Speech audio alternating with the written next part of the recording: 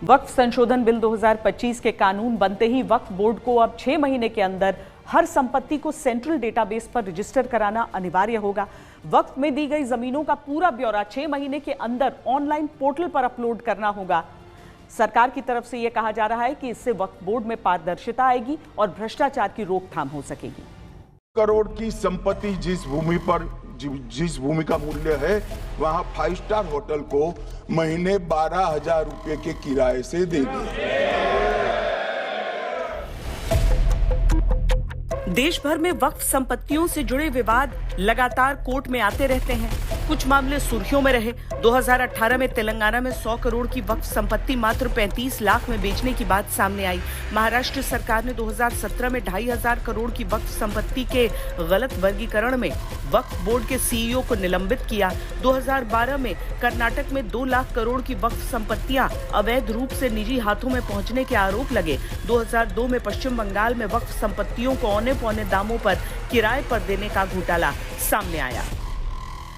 Delhi Lutyens की 123 VVIP संपत्ति कांग्रेस सरकार ने जब चुनाव मुहाने पर थे, 25 दिन दूर था, वक्फ को देने का काम कर दिया।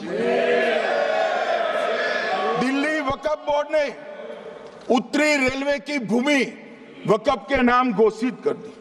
हिमाचल में वक्फ की संपत्ति बताकर उस पर अवैध मस्जिद बनाने का काम किया। दरअसल सरकार और कई मुस्लिम संगठनों का ही यह दावा रहता है कि वक्फ की जमीन और संपत्ति का गरीब और कमजोर वर्ग के मुसलमानों को फायदा नहीं मिलता है। अल्पसंख्यक मामलों के मंत्रालय के अनुसार वक्फ संपत्तियों में 17% कब्रिस्तान, 16% कृषि भूमि, 14% मस्जिदों के पास और 13% दुकानें शामिल हैं। दुनिया का सबसे बड़ा और सबसे ज्यादा वक्फ प्रॉपर्टी हिंदुस्तान में है। तो फिर ये क्यों है 60 साल तक आप सरकार में रहे हैं, हमारे देश में मुसलमान इतना गरीब क्यों है? जब दुनिया का सबसे ज्यादा वक्फ प्रॉपर्टी हमारे देश में है तो हमारे गरीब मुसलमानों का पढ़ाई के लिए, मेडिकल ट्रीटमेंट के लिए, स्किलिंग के लिए, इनकम जनरेशन के लिए क्यों काम नहीं हुआ आज तक बताइए।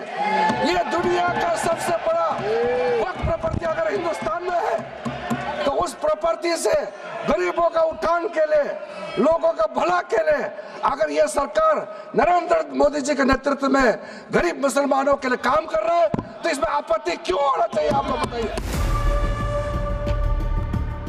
वक्फ के विवादित दावों की बात करें तो मुंबई के मीनारा मस्जिद से लेकर श्री काशी विश्वनाथ तक वक्फ के दावों में सब कुछ उसकी प्रॉपर्टी है। हालांकि ये दावे कोर्ट में सवालों के कटघरे में है। उत्तर प्रदेश में सरकार का दावा है कि वक्फ बोर्ड द्वारा बताई गई 78% संपत्तियां वास्तव में सरकारी हैं और उन पर किए जाने वाले दावे गलत।